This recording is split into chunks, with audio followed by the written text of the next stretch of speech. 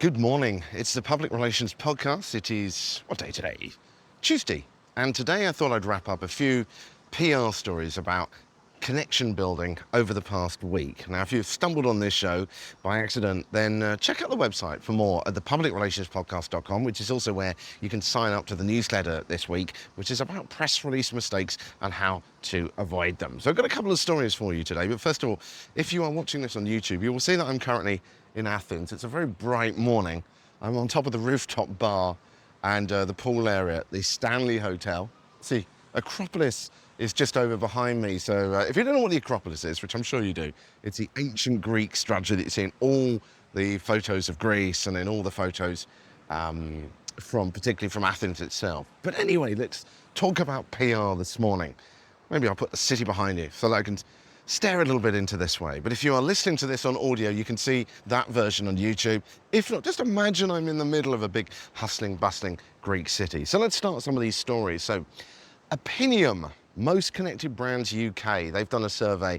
And I've got to say, it's quite interesting. You've got to say this word right, haven't you? Opinium. I'll put links in the newsletter this week. Wherever you are in the world, this story applies. They've done this survey of connected brands in the UK, and what they mean by that is brands that people can relate to and remember when they're asked to survey about the ones they remember. There's very interesting results because it's not just about the brands that we feel good about. So if I explain a little bit about that, what I mean is a couple of years ago there was a talk at Support Driven, which is a customer service conference, and the point that that speaker was making was that you don't have to be nice when you're giving a product. You just have to give real value. And when you look at the Opinium list, it doesn't have a lot of companies with that sort of warm, fuzzy feeling. But these companies do provide a very strong service, which we mentally associate with what we need. Number one on their list is Amazon. Now, good price, fast delivery, big choice. We've all got that emotional reaction to the company. So connected, yes. But brand recognition, yes. Great brand, yes. But one of speed and solutions, not of warmth and fuzzy feelings. Now, for example, how many times have you misclicked subscribe or signed up to Amazon Prime by accident? Or, as I found when I was using Prime the other day, that it defaults to a slower speed of delivery, but the brand is still strong. And in PR, it's not just about a warm connection. This is something that I think is easy to forget. It's about creating those mental associations too. So with what we want them to think about. So the value, the brand, and the amount of choice. So the lesson we can really pull from this as communications people is you don't have to be liked to have a strong brand. So which are the most connected brands? As I say, I will put those in the newsletter this week, the link to that survey. If you're not in a PR agency or an advertising agency, then most likely you haven't heard of Cannes Lions, but it's a huge event that takes place in Cannes, not the film festival, but an event which is all about PR and advertising. And one of the winners of an award this year was one called the Breakaway, and it's quite a novel PR stunt. It was all about prisoners or convicts taking part in virtual cycling races against members of the public, and they even had a virtual cycle race against a member of the government. And it was all about rehabilitation and about how convicts can get involved in trying to bring themselves back into the normal world.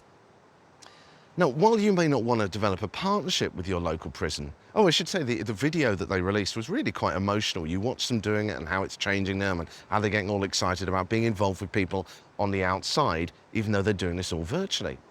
So while you might want to get involved, or not get involved with someone in a local prison, maybe you want to do something, have an online competition with Scrabble or on Zoom that you could speed cake making or challenge your engineers to build a Lego car against a local school. There's certainly some ideas that come out of that which can be done on a lot cheaper and a lot easier level. There's another thing to pull from this, and that is the association with the group that you arrange these kinds of stunts with. Convicts have an association for some like gangsters. A few years ago there was a company called, I think it was Convict Fit, and they provided very simple facilities with ex-convicts who had come out into the public again. And the logic was that it was like a prison cell.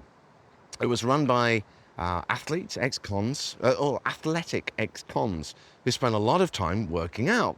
And as the owner at the time said, it attracted a mix of people who felt they would be pushed by ex-criminals much harder than some other kind of trainer, but apparently it especially appealed to younger women. And putting any kind of judgments aside about that, the data spoke and it appealed to a certain demographic. So the lesson from this one is maybe you could organize an online competition with a particular group of people that really helps to raise the brand and make a bit of a story in the press as well. Next, it was interesting watching a bit of a PR emergency this week. Now, I won't mention who was involved in it, but the spokesperson for an organization made some comments which questioned the brand of another company.